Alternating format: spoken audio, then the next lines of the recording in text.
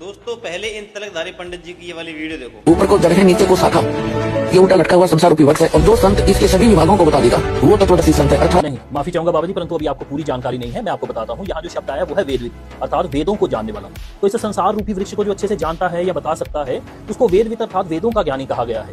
तत्वदर्शी का मतलब होता है जो तत्व का ज्ञानी हो या तत्व को जानता हो। इसका दूसरा अध्याय है 16वें श्लोक में बताते हैं, असत वस्तु की तो सत्ता नहीं है और सत्य का अभाव नहीं है। इस प्रकार इन दोनों का ही तत्व ज्ञानी पुरुषों द्वारा देखा गया है। तत्वदर्शी यहाँ लिखा गया है, तत्वज्ञानी तत्वदर्शी, यहाँ मूल श्लोक में भी तत्वदर्शी है। ठीक है, तो यहाँ पर इसकी व्याख्या दी गई है। जो गीता के अनुसार बाबा जी की व्याख्या गलत सिद्ध होती है, क्योंकि इनको वेदविद में और तत्वदर्शी में अंतर नहीं पता है। इन्होंने संत रामपाल जी महाराज जी के इस बयान पर टिप्पणी की है कि वेदविद और तत्वदर्शी संत अलग अलग होते हैं। मैं इनसे पूछना चाहता हूँ कि वेदविद का अर्थ होता है वेदों को जानने वाला, ठीक है, लेकिन आपके किसी भी आचार्य, शंकराचार्य या फिर तुम्हारे जैसे पीताम्बरधारियों ने कभी भी वेदों को सही से समझा? क्या वेदों की निष्कर्ष को जनता के सामने दिखा पाए? क्या कभी ये सिद्ध करके वेदों से बता पाए कि कंप्लीट गॉड कौन है? या फिर तुम्हारी तरह राधा राधा राधा राधा करके राधा शब्द पर ही अंत हो गया तुम्हारा? कहीं भी वेदों में राधा शब्द है? जिस भगवान का वेदों में जिक्र है उस भगवान का तुम नाम तक नहीं जानते।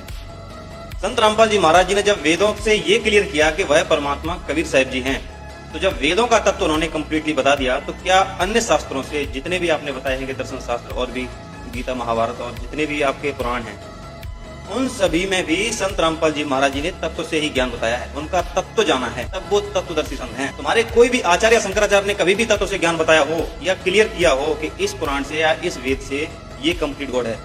तुम तो सिर्फ राधा और कृष्ण से आगे किसी को जानते ही नहीं हो, जबकि ये तो कंप्लीट गॉड है भी नहीं। तो बात करें तुमने जो ये गीता जी से श्लोक दिखाया है, इसमें क्या कहा गया है? पहले से ध्यान से पढ़ो। इस श्लोक में अध्याय नंबर 2 श्लोक नंबर 16 में क्या कहा गया है? मतलब सत्य का तो अभाव नहीं है और असत का अभाव नहीं है। ये सब तत्वदर्शी संतों के द्वारा देखा गया है। ये तत्वदर्शी संत नहीं है जो कि इसमें लिखा है। तो तुम किस प्रकार से जनता को मूर्ख बना रहे हो?